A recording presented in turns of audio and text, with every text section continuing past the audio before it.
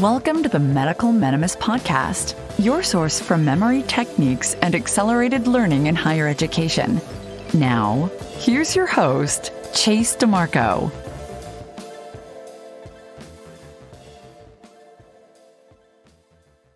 Today, we are joined by Dr. Eric Gantwerker, who's an assistant professor of medicine at Loyola University in Chicago. He has a master's in medical education and is the medical director of LevelX, which provides video games to improve physician clinical decision-making skills.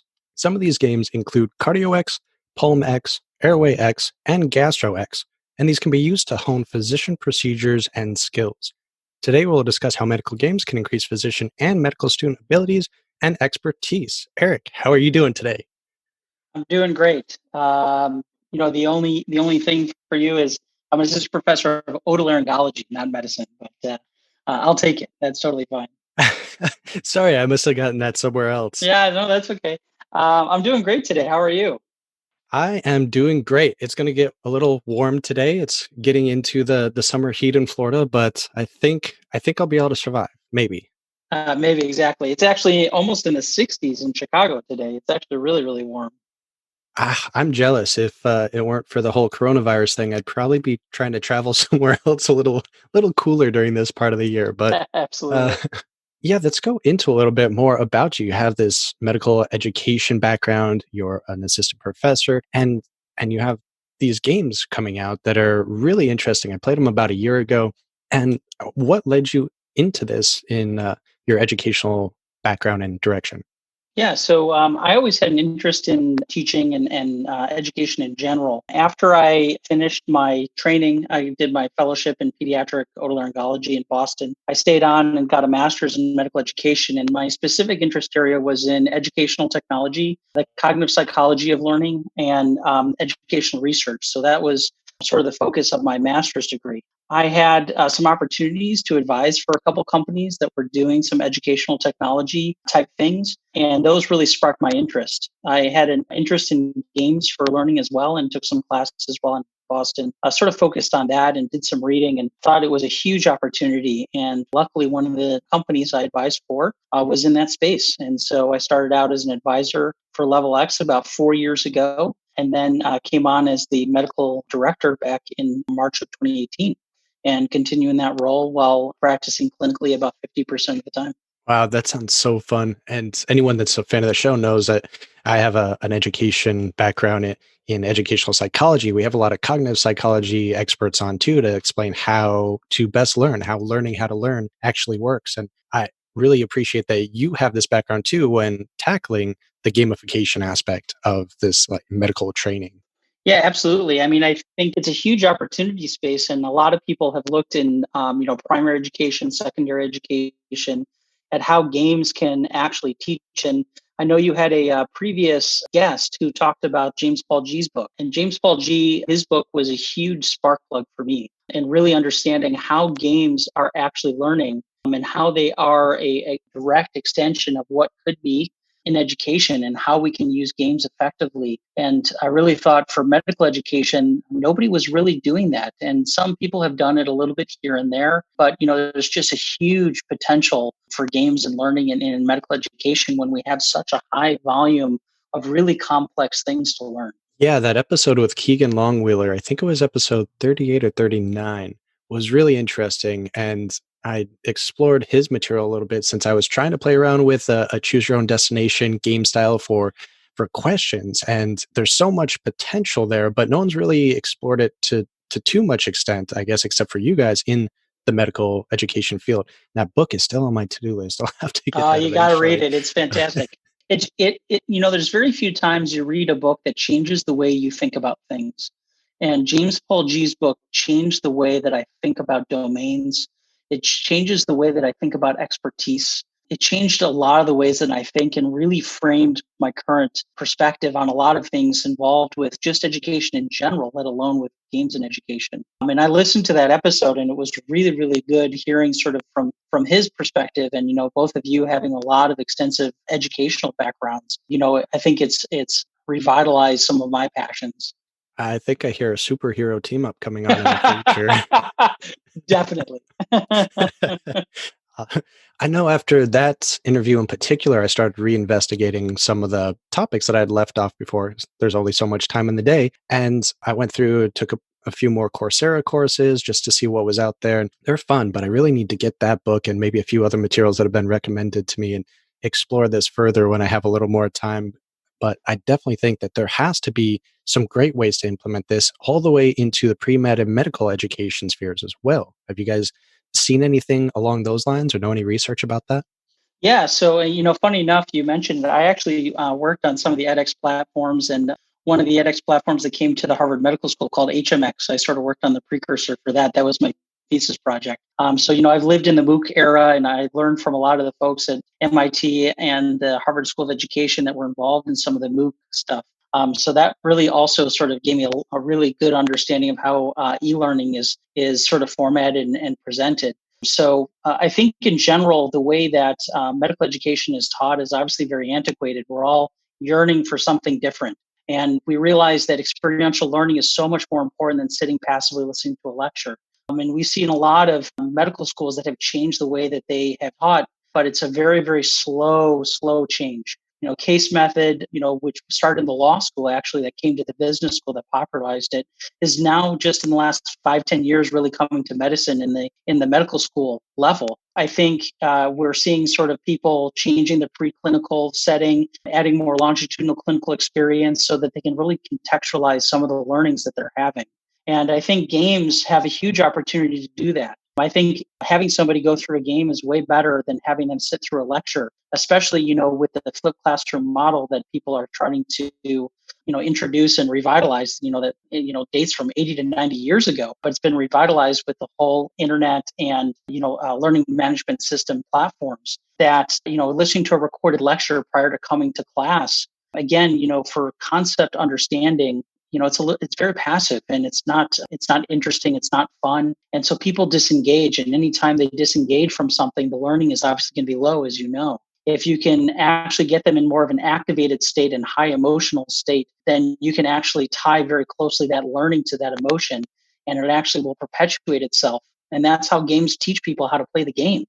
And we always talk about how passive learning is such a waste of time on this show, but it's the only way traditional education is still working. It makes no sense if you look at the science, the cognitive science behind it. 0 sense. It's ridiculous. And I've been advocating for years in my personal life, and now I guess a couple of years through the podcast and through other networks, that we need to switch to an online based or even a MOOC based system to some degree anyway, because one, you now have educators that can go and teach and pre-record a lecture once and be done with it and not waste their time redoing the same one every semester or every year.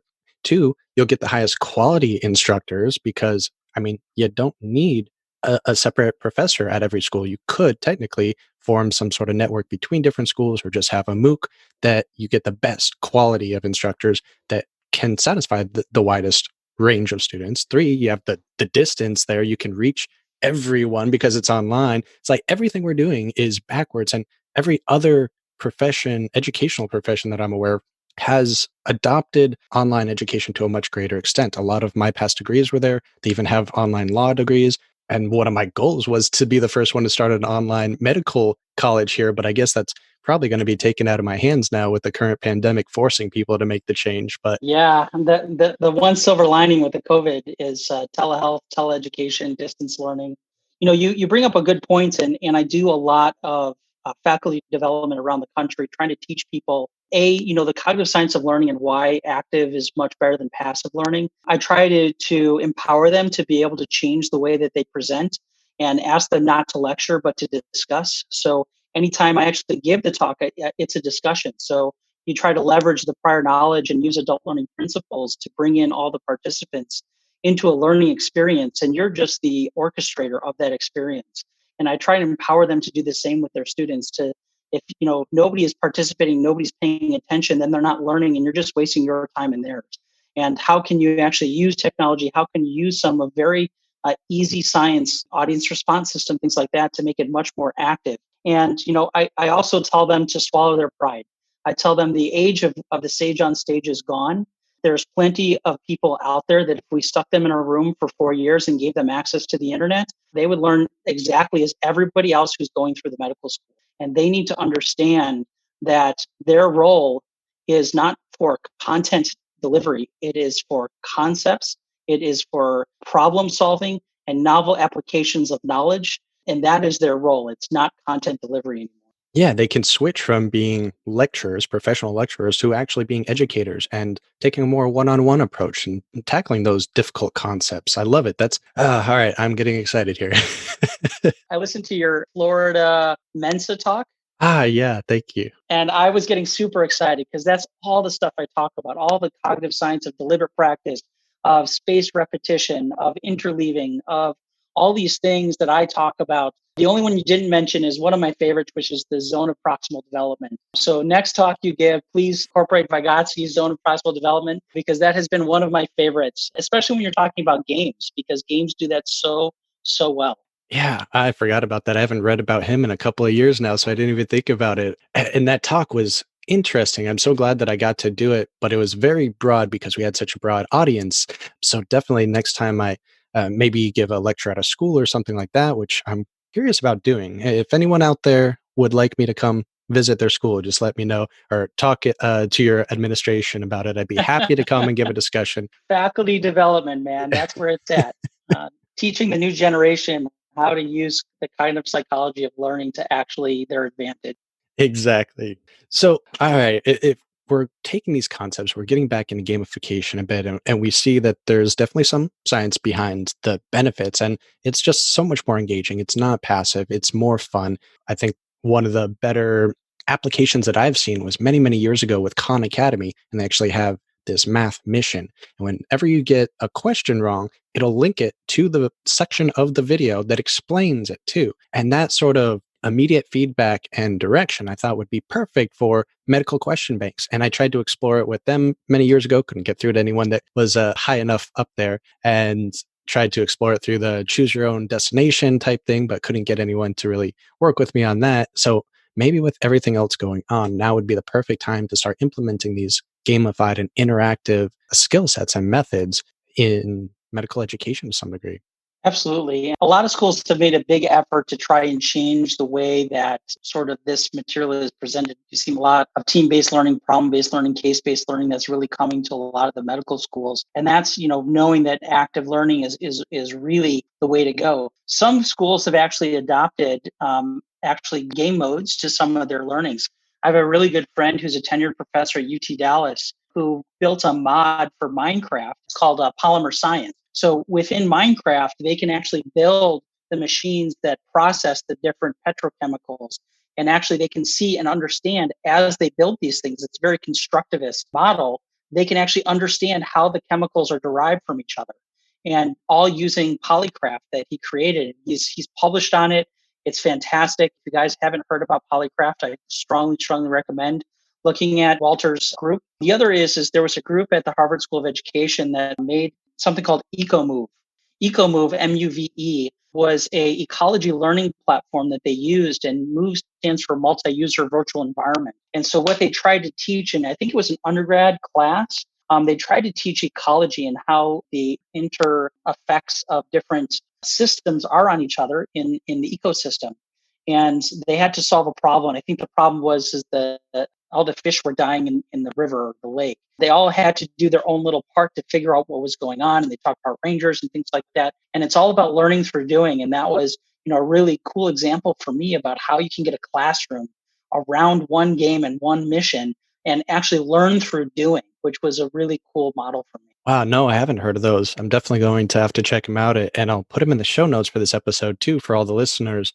I remember hearing about Minecraft being used for maybe electrical engineering and stuff in the past. You could actually make electric circuits and create really complex, actual like physical representations of different properties of different educational materials or whatever it might be. And I didn't even think about it for that aspect. It kind of reminds me of, I think it was called Peptide maybe, where they allow students to go on and change the direction of different amino acids, and you can create structures. And I think that became really popular after someone accidentally created a cure for some disease or something along those lines. Well, there was a game called Fold.it. Oh, that's what it wasn't really a game. Fold.it was a protein folding. And I think the story is that they had all these scientists working on figuring out how this one protein folded, and they couldn't figure it out. And so what they did was they created the data set in open source format and gave it out and allowed people through trial and error to figure out how it would fold based on certain parameters.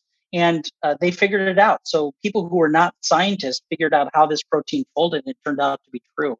And that's a really sort of landmark example of how crowdsourcing really complex data can actually be effective. Yeah, that was it. Fold.it.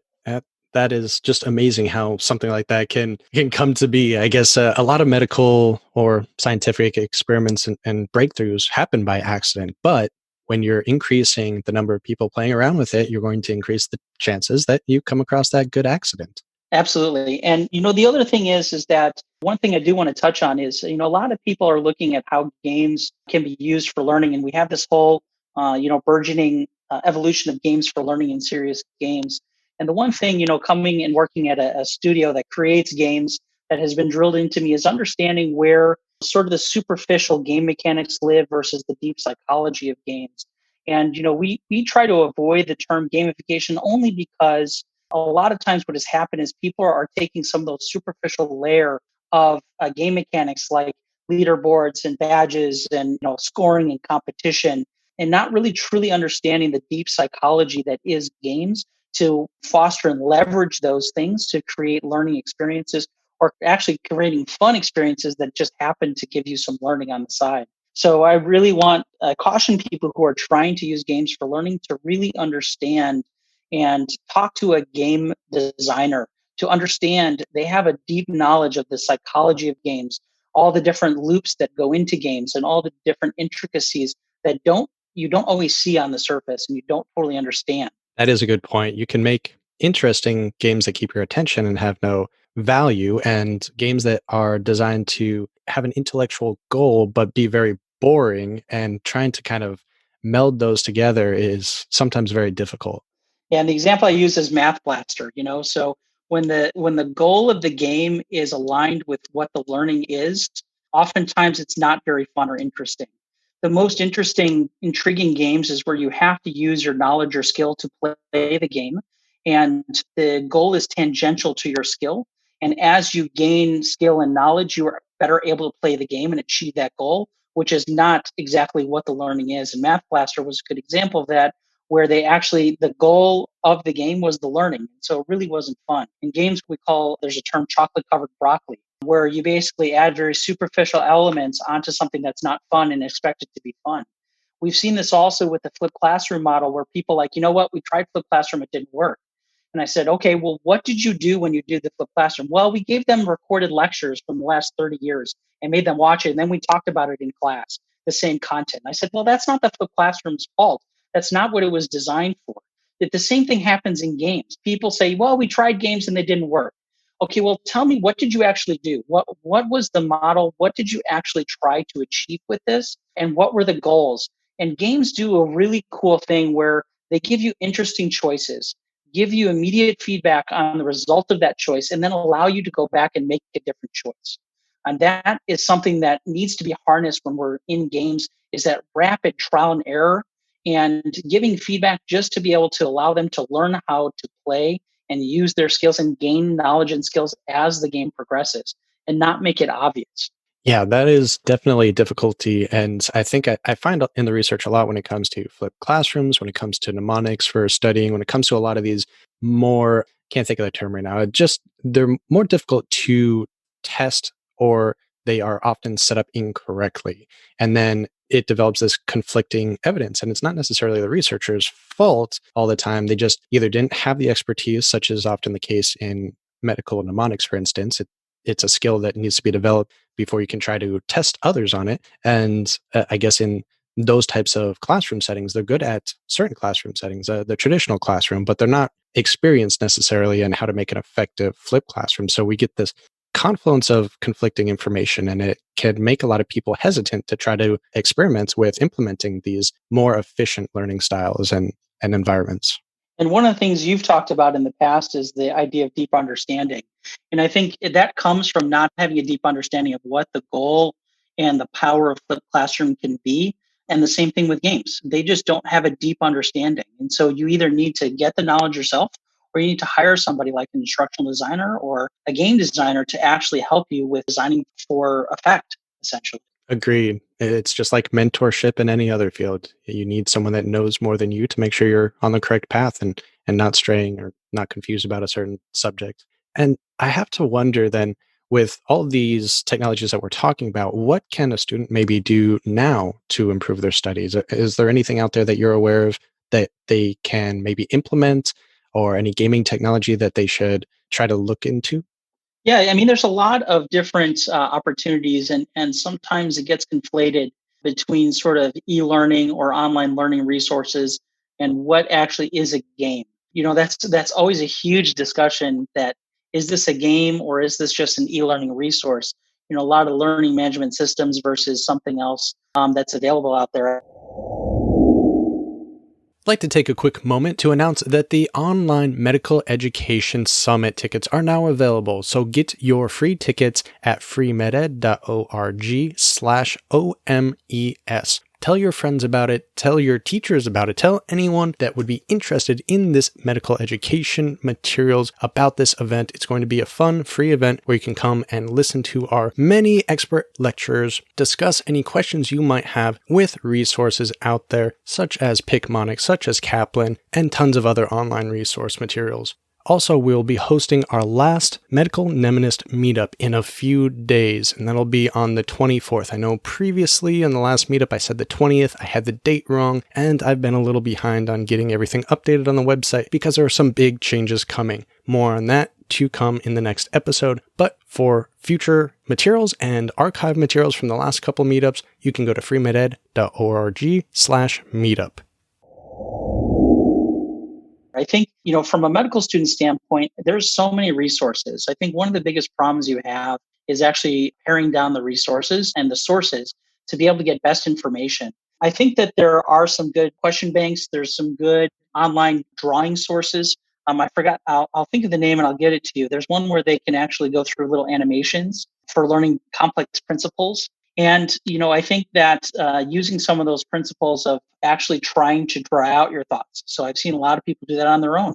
You don't need any kind of software to do that. You talk about mnemonics and, we always talk about microbiology made ridiculously simple. It was probably one of the hallmark books of everybody's medical school. And the reason why was because it tied exactly like your mnemonics, it tied it to something else in your knowledge. And I think there's a lot of games that can do that. I encourage them to explore. I encourage them to try out. The medical tab in the App Store and Google Play has a ton of different resources. And I know for our boards that there's a lot of question banks that people are using. Negem Plus, actually, the New England Journal of Medicine has a Knowledge Plus that's actually a AI platform for learning. So it actually dynamically serves content to you based on your performance. You're going to see a lot more of these games and or resources where they're using machine learning techniques to actually dynamically drive content. In that sense, it's customized to you. But I'm sure a lot of the medical students know a lot of these different resources. Our games are really cool and interesting because they have a totally different take on it. We believe that using the deep psychology of games and using sort of the high-end visual abilities from all of the game software that sort of has blended with almost the movie software really makes for really fun and engaging games. Right now we're really clinician focused, trying to really, change the way that people can demonstrate their skills, have fun, and learn something on the side. But, we have a lot of medical students that use our platforms to learn and to play around. So there's a lot new and fun stuff coming down the line from us. That sounds awesome. I know your games definitely are on the higher end of the visual spectrum. We played Microbe Invaders when I was in my first year of basic sciences, and that's like Game Boy style graphics. There's Habatica, which is really for habit formation and goal setting, but it's very similar pixelated graphics that are fun to use. You could start a guild with your friends or with your class or your teachers and do missions together. What else is there? There's also there's Body VR. They have a big group. And then there's another game where you're like an intravascular thing and you're actually shooting enemies. Games are really good, and high visuals are really good for things that you can't see with your naked eye. And so if you can understand how complex principles are in some kind of visual environment, I think it really, really helps, with the multimodal learning that you've talked about in the past and the dual encoding. If you could have a visual representation and actually interact with it, I think that it solidifies a lot of these really complex things like immunology and microbiology and things like that. For my experiences anyway, your games definitely have the high-end graphics to them, we'll say. Is that intended to impact the actual learning environment, or is there anything behind it that you guys are aware of as far as associating the graphic quality to the learning? That's a great question. There's a lot of discussions around fidelity and learning. And it really comes down to, it depends on what you're using the graphics for. There's a lot of task specific things that you can teach with low fidelity models. And the simulation environment, the simulation literature is pretty rife with saying that, some high-end fidelity actually detracts from learning. The way that we use technology and the way we use our graphics is, there's not a huge cognitive load that's involved in interacting with those things. We talk about cognitive load when we're talking about VR and AR, and we as a company try not to use high-end hardware like VR and AR unless it actually is integral to the experience. We don't use technology for technology's sake. And so fidelity, we use it a lot as a curiosity factor. So when we're talking about motivation, when we want people to look at our stuff, we want them to be wowed. We want them to be engaged. We want them to want to engage in this environment. And sometimes those pixelated things don't lend themselves to deep engagement. So it's a curiosity motivator. It's a demonstration of our expertise and the expertise that comes from the game's software and our techniques. And remember, all this is running on a phone. So we have, super high-end graphics that you can't get on a 200,000 simulator, and it's on your phone running in real time. All of our games have real-time physics running in the background. So we have fluid simulation, we have soft body simulation, we have all these custom things that you don't really appreciate on the surface that are running all in real time on your mobile phone.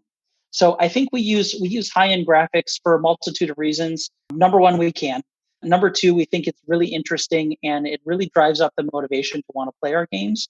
And we think that it actually adds to your intensive engagement within the platform because you really feel like you're in the airway when you're playing PulmEx. You feel like you're in the colon when you're playing GastroEx. And so I think it's really this deep, engaging environment. We think that it really adds to that experience and that interest and motivation to keep playing. Okay, that makes a lot of sense. This is in both Android and App Store. They can just go and type in LevelX and all the games will show up, or do they have to search for each one independently? So you can either put LevelX in, it's LEVEL space EX, 2 words, and you'll see our 4 games. And we come out with new content and new specialty areas all the time. So keep your eye out. We actually just relaunched our CardioEx game today. So you'll actually see a totally new revamp and much more abstraction. And we've added sort of what we call outer loops to the game. So there's actually some goals, again, that are not directed at learning. They're more directed at creating a fun experience. And that's really what we're trying to do. Or you can actually search for them individually as AirwayEx, GastroEx, PulmEx, or CardioEx. But LevelX should bring up all of our titles. Great. That's easy to search for then. I know we've covered so much, and I could probably think of 100 other things to discuss. We might have to do a part 2 of this sometime in the future. I was going to say, I'm more than happy to do a part 2. Do you have any other parting resources or recommendations for the audience? We have to be cognizant of the environment we're in right now with the coronavirus pandemic and everything that's going on. We are going to be releasing some free content for COVID-19 for learning safe airway management, diagnosis, maybe some treatment and management type stuff. I think, everybody is really yearning for a lot of COVID content. You're seeing a lot of companies releasing free content. And I think that's a fantastic thing. And so students and residents, fellows, attendings, whoever you are, there's just a plethora of free resources right now. So I encourage you to explore. Now's your time when you can actually see what's out there and what's interesting and what draws your attention and what's something that you want to engage with. I encourage you to check out some of these other resources that Chase is going to post about some of the games that we've talked about. I really ask people to play around with it. Now's a really cool time to do it yourself. We talked about Twine in the past. We started using Twine. I use Twine in some of my talks to create interactive cases. I think Unity is a free resource that you can actually teach yourself. There's actually free resources on premium learning for Unity right now. So you can actually teach yourself Unity, which is the game engine that we use and a lot of independent gamers use. And you can actually make your own game, whatever it is. The process of creating something is the learning. That is where you learn the most, is creating something using your knowledge.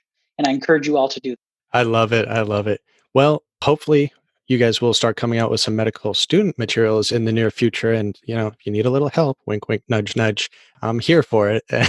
For sure. Absolutely. That's my hope and long-term goal is to create content that's scaffolded for every level of learner. Well, Eric, I think it's been a great discussion. We've gone over a lot of material and definitely going to see some new changes in the medical education field with the COVID outbreak. I'm going to try to get this episode out sooner than originally planned because we have so much valuable information here and time relevant information too.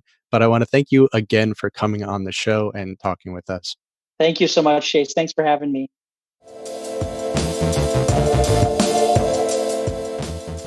Have you hit that subscribe button yet? If not, how else will you know when the great content from this show comes out? So please hit subscribe on your podcast player of choice and keep updated with all of our new releases. Also join us on Facebook, Twitter, or any other social media site via the Free MedEd or Medical Mnemonist pages. I'll see you on the next episode.